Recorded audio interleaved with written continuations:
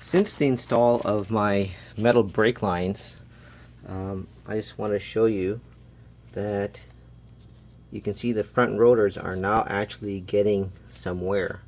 I actually feel a lip at the top that tells me on both sides that my front brakes are actually working now. So this is just an update. I've put about 20,000 miles on this car, no, 15,000, maybe 10 to 15,000 miles since I installed these metal braided steel lines after replacing them with the OEM.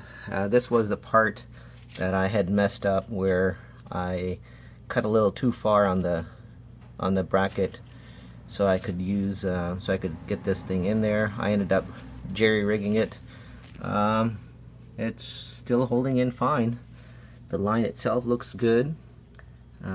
It's just a wrinkled, the PVC cover on it is a little wrinkled because it slides back and forth through here, I guess, as you turn the vehicle. So this is my update. I seem to be getting pretty nice wear on my router. So finally, I'm getting some front braking since I replaced the brake lines. Well, this is all that there is for the update, and I definitely suggest that you guys do make the change over to these steel braided metal lines. Thank you.